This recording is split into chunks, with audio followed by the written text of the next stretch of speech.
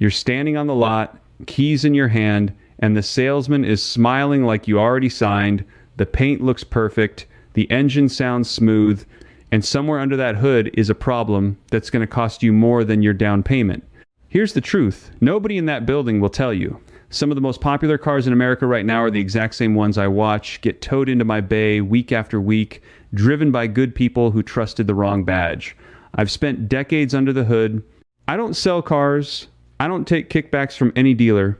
All I've got is a lift, a set of wrenches, and a memory full of the same models breaking the same way. I still remember the woman who cried in my waiting room when I told her the transmission on her 3-year-old crossover was toast and the repair cost more than the car was worth. That was the day I decided to start warning people out loud. So today I'm counting down 15 vehicles Americans are going to regret buying in 2026, ranked from bad to downright disastrous. And I'm saving the best for last, because there's one quiet, boring machine with a specific engine that outlasts almost everything else on the road, and by the end, you'll know exactly what it is. Whether you're buying new, buying used, or you already own one of these, stick with me, because this could save you thousands. Let's start at number 15, and I want you to notice something as we climb. The higher we go, the more it hurts. Number 15 is a car everybody thinks is the safe, sensible choice. The compact sedan your neighbor swears by. On paper, it sips gas and never complains.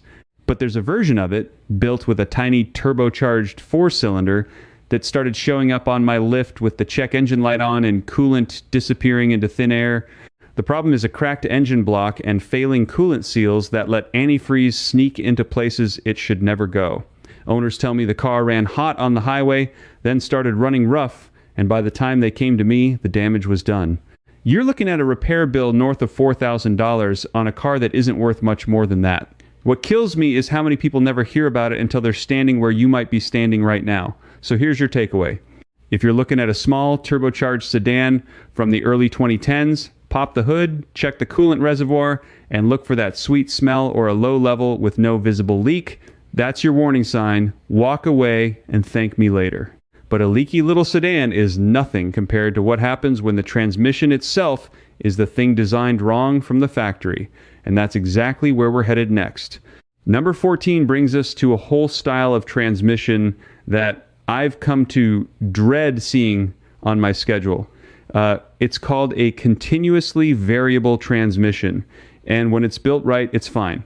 But there's a family of midsize and compact cars sold by the millions where this transmission was the weak link from day one. I'd see these cars come in shuddering at low speed, whining on the highway, sometimes just refusing to move. Folks would tell me it felt like the car was slipping, like driving with the parking brake half on. That's the transmission cooking itself from the inside. Here's the part that stings. A new unit installed runs anywhere from $3,500 to over $5,000. And I've seen these fail before the car even hit 90,000 miles. Some owners were on their second or even third transmission. Imagine paying for the same repair 3 times on a car you thought was reliable. The data backs up what my bay already told me. Complaint databases are stuffed with reports on these transmissions, model year after model year, and yet they kept selling them. If you're shopping used and the seller can't tell you whether the transmission fluid was ever changed, that's a red flag the size of a billboard. And a car that shudders on a test drive should never leave that lot with you in it. Now here's where it gets personal, because someone profited from you not knowing this. Somebody signed off on that design, watched the complaints roll in, and kept the assembly line running because a warranty claim is cheaper than a redesign. You paid for that math with your wallet. Therefore, the deeper we go, the more you're going to see a pattern. It's not bad luck. It's decisions made in a boardroom that land on your driveway. Number 13 is a luxury SUV that people finance because it makes them feel like they made it. Big, beautiful, all the badges. And it's one of the fastest ways I know to go broke while looking rich. This one runs a twin turbocharged V8. That's a marvel when it works and a money pit when it doesn't. The turbochargers are buried deep in the engine valley where heat has nowhere to go, and that heat cooks the oil and destroys the seals. I've quoted people over $10,000 just to make the thing run right again. And it's not just the engine. The air suspension sags overnight. The electronics throw warnings for systems you didn't know your truck had. I had one owner tell me his monthly repair average was higher than his car payment. He was upside down before the tires wore out. Here's the insider truth. These luxury machines are engineered to feel incredible for the length of the lease, roughly 3 years, and then they become somebody else's nightmare. That somebody is usually a second owner who bought it used thinking they got a deal. If you're that buyer, run the vehicle history and price out one turbocharger replacement before you sign. It'll change your mind fast, but at least with a luxury SUV, you knew you were paying for complexity. What really burns me is when a plain, ordinary family engine, the kind millions of people trust, turns out to have a fatal flaw baked right in. Number 12 is one of the most common V8 engines in America, sitting in full-size trucks and SUVs all over the country. Great sound, plenty of power, and a cylinder deactivation system that was supposed to save you gas. Instead, it eats camshafts and lifters for breakfast. Here's how it works. To save fuel, the engine shuts down half its cylinders when you're cruising. Sounds smart. But that system puts extra stress on specific lifters, and when one collapses, it can wipe out the camshaft and send metal through the engine. I've torn these down and found shavings everywhere. The repair, if you catch it early, maybe $2,500. If you don't, you're looking at a full engine, and now you're spending $7,000, $8,000 on a truck you still owe money on. I've seen these fail anywhere from 80,000 to 140,000 miles, which is right when you thought you were in the clear.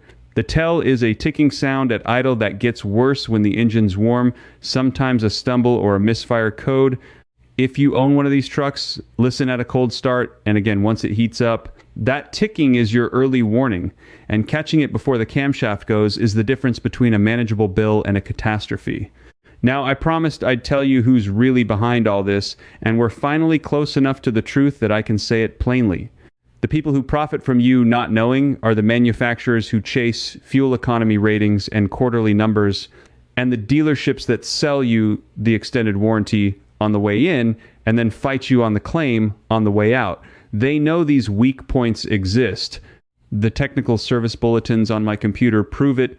They just bet you won't find out until the warranty's expired. Therefore, everything from here up isn't just a bad car. It's a bad car somebody knew was bad and sold you anyway. Number 11 is a diesel engine in a full-size heavy-duty truck, and it broke the hearts of guys who bought these to tow, to work, to last a lifetime. These are the folks who did everything right and still got burned. This particular diesel had trouble with its fuel injection system and its emissions hardware. The high-pressure fuel pump could fail and send metal debris through the entire fuel system, and when that happens, you don't replace one part. You replace nearly everything the fuel touches. I've written estimates on that job that crossed $8,000 and even $10,000. Then there's the emissions equipment, the particulate filter, and the related sensors that clog and fail and throw the truck into limp mode right when you've got a trailer behind you. Nothing makes a working man angrier than a truck that quits with a full load on a Monday morning. The cruel part is, these were expensive trucks bought by people who needed reliability more than anyone. If you're shopping a used heavy-duty diesel, ask for service records on the fuel system and find out if the emissions components have ever been replaced. A truck with no paperwork and a lot of miles is a gamble you don't want to make with this engine, but at least a diesel truck is doing hard work. The next one down is a small economy car that people bought to save money, and it turned into one of the most expensive little cars I've ever worked on per mile. Number 10 is a compact car with a tiny turbocharged engine that was supposed to be the smart, thrifty choice. Instead, it became famous in my shop for coolant leaks, overheating, and a check engine light that never seemed to turn off. The thermostat housing cracks. The water pump fails. The valve cover leaks. Any one of those on its own is annoying, but on this car, they seem to line up like dominoes, one right after another. I had a customer spend nearly $3,000 over 2 years chasing leaks on a car she paid barely more than that for used, and here's the kicker. When these overheat badly enough, the head gasket goes, and now the cheap little economy car needs a repair that costs more than it's worth. I've watched people just hand me the keys and walk away because it wasn't worth fixing. If you own one, keep a close eye on your temperature gauge and your coolant level. Catching a small leak early, a $40 or $50 thermostat, can save you from the head gasket disaster down the road. Don't ignore a light on this one. It's trying to warn you. Now, I want to talk to those of you who are sitting there getting nervous because you already own one of these vehicles and you're afraid it's too late. This next part is for you specifically, so lean in. Here's the thing most people don't realize. A lot of these failures give you weeks or even months of warning before they turn catastrophic if you just know what to feel and listen for. You don't need a shop and you don't need to spend much to catch them early. Start with your own senses. Once a week, before you start the car cold, pop the hood and look. Check your oil level on the dipstick. And don't just look at the amount, look at the color and feel it between your fingers. Gritty or metallic feeling oil means metal is moving through your engine, and that's your camshaft or bearings starting to go. Milky, chocolate milk looking oil means coolant is getting in, and that's a head gasket or block problem waking up. Next, check your coolant when the engine is stone cold, never hot. If it's low and you can't find a puddle under the car, that coolant is going somewhere it shouldn't, usually into the engine. That's your early cracked block or gasket warning, and it costs you nothing but 2 minutes. Then, just listen. Start the car cold and stand next to it. A ticking that fades as it warms up might be normal. A ticking that gets louder as it heats up is a lifter or a valve train problem, and on that V8 I mentioned, that sound is the alarm bell before the whole engine lets go. For the transmission folks, pay attention to how it feels from a dead stop. Any shudder, any hesitation, any whine that rises with speed, get the fluid checked immediately. A $40 fluid and filter service done early can add years to a weak transmission. Done too late, it does nothing, so don't wait. And here's the move nobody tells you. Buy a cheap code reader, the kind that plugs in under your dash for about $20 or $30. When your check engine light comes on, read the code yourself before you panic or before a shop tells you a scary story. Knowledge is the cheapest insurance you'll ever buy, and it puts you back in control. If you want all of this in one place, the warning signs, the models to avoid, the inspection checklist, and the exact questions to ask before you sign anything, I put it together in a book called Don't Buy That. And there's also a deeper dive called Deep Reliability and a complete package called Full System for the people who really want the whole picture. Everything I know from decades under the hood, written down so you can take it with you to the lot. The links are in the description.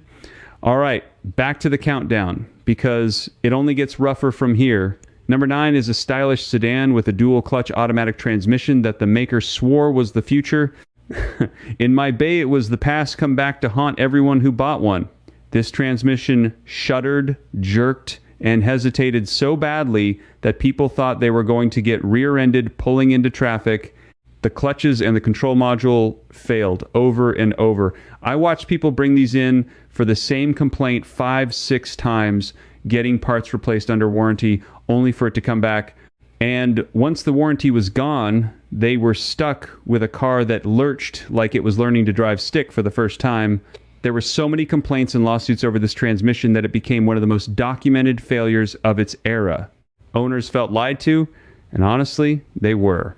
If you see one of these on the used market for a suspiciously low price, now you know why. Don't touch it. But a jerky transmission, you can at least drive to the shop. The next one down has an engine that literally catches fire, and that's not me being dramatic. Number 8 is a family of popular sedans and SUVs running a 4-cylinder engine that developed a reputation for spinning bearings and, in the worst cases, engine fires. This one triggered massive recalls covering millions of vehicles, and I still see them roll in with a knocking sound that means the bottom end is done. The problem traces back to how the engine was manufactured, debris left in the oil passages that starved the bearings of oil. When those bearings fail, the engine knocks, then seizes, and in some cases, the failure led to fires that made national news. That's not a nuisance, that's a danger to your family. A replacement engine on these runs anywhere from $5,000 to $7,000, though many owners got theirs replaced under the recall and the extended warranty campaign. But here's the catch. If you buy one used and you can't prove the engine work was done, you're rolling the dice with your money and your safety. If you're looking at one of these, get the vehicle identification number and check it against the recall database before you even test drive it. And listen for a deep knocking sound at idle. That knock is the sound of your wallet emptying. Now I want you to notice something. Everything I've named so far, somebody could have prevented. The recalls, the bulletins, the redesigns that came too late, these weren't mysteries. They were known problems that got sold anyway, and the people who knew stayed quiet because speaking up costs money and silence makes money. Therefore, the closer we get to number one, the more you're not just looking at bad engineering, you're looking at bad faith. Number 7 is a mid-size SUV that families love for its 3 rows and its friendly price, but it hides a continuously variable transmission that in certain model years was simply not strong enough for the weight of the vehicle, especially with a family and cargo loaded in. I'd get these towed in dead. The transmission overheated from the strain of hauling a full load up a grade. The owners had no idea they were overworking a part that was undersized from the factory.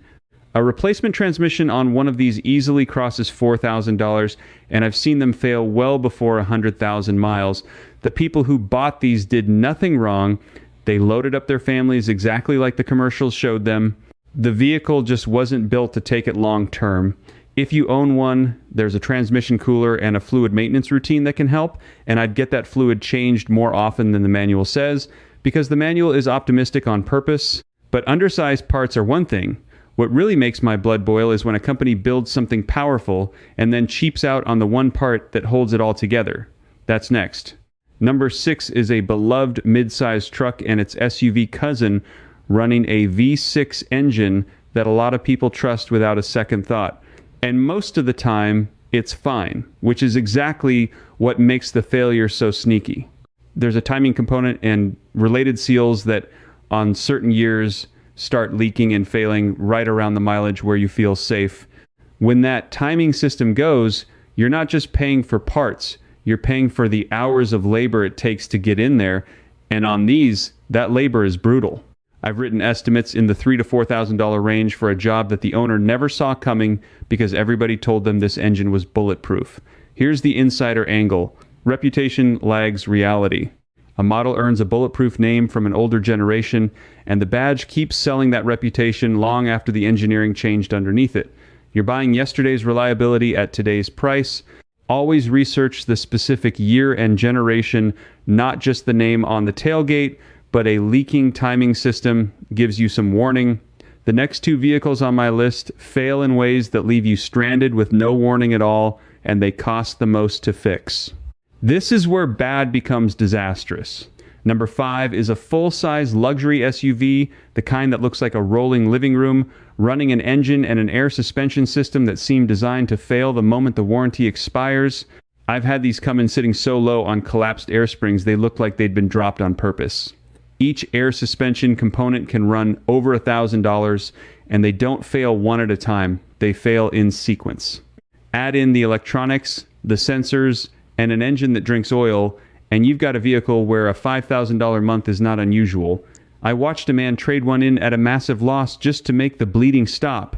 If you're tempted by a used one because the price dropped like a rock, understand why it dropped.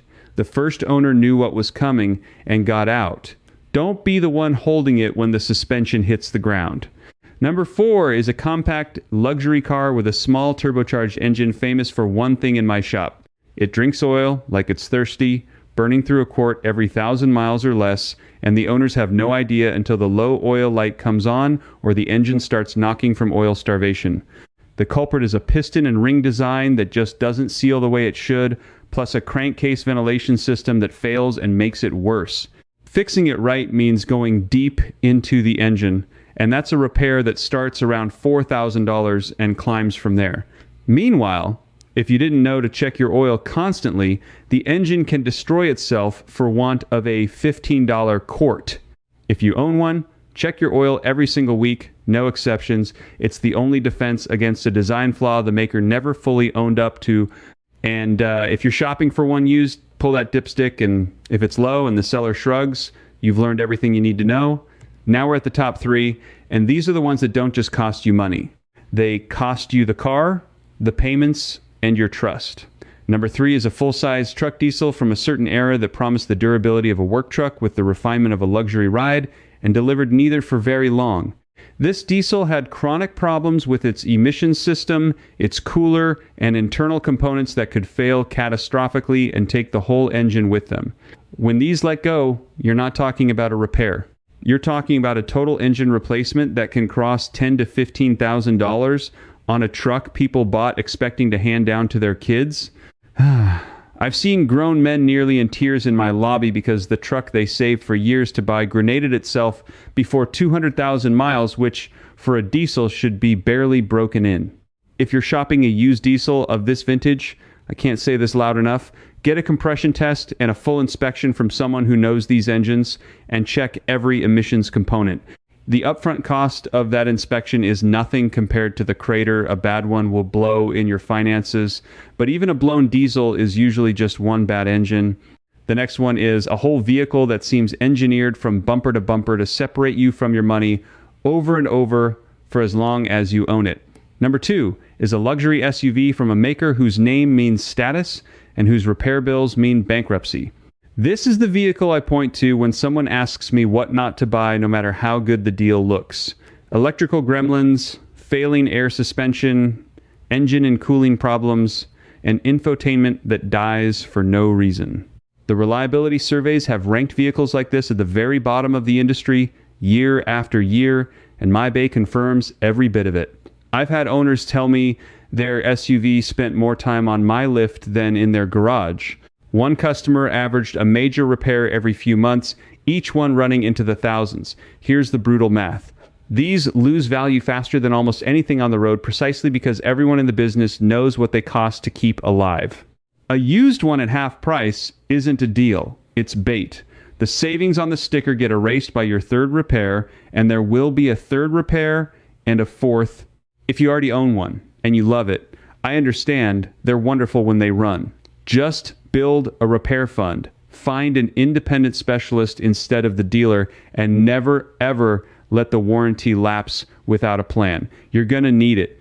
And that brings me to number 1, the single vehicle I'd warn my own family away from harder than any other in 2026. Number 1 is a small car built around a tiny turbocharged engine and a transmission that both fail, often at the same time, on a car that isn't worth fixing when they do. This is the perfect storm, cheap to buy, brutal to own, and worthless when it breaks. I've had these come in with a blown engine and a slipping transmission on the same visit, and I've had to be the one to tell a young owner, someone who bought their first car with their own money, that the repair costs 3 times what the car is worth. There's no good news I can give in that moment. The car is done, the payments are not. The engine suffers from cooling and turbocharger failures, the transmission wears out early, and the electronics pile on with their own problems. Individually, survivable. Together, they make this the most regretted purchase I see roll through my doors, driven by exactly the people who could least afford the mistake. If you're looking at one of these because the price is all you can swing right now, please hear me. It's cheaper in the long run to spend a little more on something proven than to buy this and pay for it twice. I've watched too many good people learn that the hard way. So that's the 15, but I promised you something better than a list of what to avoid. I promised you the one that lasts, and that's a debt I always pay. Here's the thing, the marketing machine buried, and it's the opposite of everything they push. The most reliable engines ever put in mass-produced cars aren't the fancy new turbocharged wonders. They're the older, simpler, naturally aspirated designs that a certain Japanese maker built through the 2000s and into the 2010s, and one in particular is a legend among mechanics who actually know. I'm talking about a 3.5-liter V6, an engine you'll find under the hood of a lot of ordinary mid-sized sedans and family SUVs from that era. In the trade, we know it by its reputation, not its badge. It has a timing chain instead of a belt, so there's no expensive timing service. It doesn't have a turbocharger to cook itself. It has port fuel injection that keeps the valves clean. It's about as close to unkillable as anything I've ever worked on. I've personally seen these cross 250,000 and 300,000 miles on nothing more than oil changes, a set of spark plugs, and the occasional water pump. Long-term dependability studies have quietly ranked the vehicles carrying this engine near the top for a decade, but you never hear about it because there's no money in telling you to buy something that doesn't break. A car that lasts forever is a car nobody profits from repairing. That's the truth right there. The knowledge existed the whole time. The people who profit from your repair bills buried it under shiny ads for the newest, most complicated thing on the lot. Honest mechanics kept it alive, whispering it to friends and family, and now you have it too. When you go shopping this weekend, look for that simple, boring, naturally aspirated V6 with a timing chain and a reputation older folks trust. Boring is beautiful. Boring is what still runs when the flashy ones are on my lift. Here's what I want you to walk away feeling tonight. You almost got sold a story, and now you know the difference between a badge and a machine, between a monthly payment and a money pit. You dodged something real today, and it didn't cost you a dime. You're the kind of driver who refuses to be somebody's mark, who wants the honest truth more than the smooth pitch, and you already know what to do the next time a salesman smiles too wide. You trust your own eyes now, your own ears, your own dipstick. That's power they can't sell against. Now do something for me. Tell me in the comments which one of these hit closest to home. Was it that cylinder deactivation V8 ticking away in your driveway? Was it a continuously variable transmission that already left you stranded? Or are you sitting on one of those bulletproof V6s laughing right now? Drop a comment. Tell me what you drive and where in the country you're watching from, because I read them and I answer. And if you've had enough of getting burned, come stand with the rest of us who decided we're done being fooled. Follow along. So the next bad buy never catches you off guard, and take a minute to look after the vehicle you've already got, because the cheapest car is the good one you already own, kept running right. Next time, I'm pulling back the curtain on the used trucks that secretly last the longest, and there's one engine on that list that'll surprise even the diehards. You won't want to miss which one it is. I've given you the overview here, but I go a lot deeper inside, the Garage Bench Club picking up right where we just stopped. There you can ask me your own question, and a real person, me, answers you, not some machine. And you won't be alone. You'll belong with car buyers just like you. Just point your phone's camera at the code on screen, and you can cancel anytime, no risk. If this helped you steer clear of a costly mistake, do subscribe and stay close. I've got plenty more here to help you shop smart and spend your money wisely.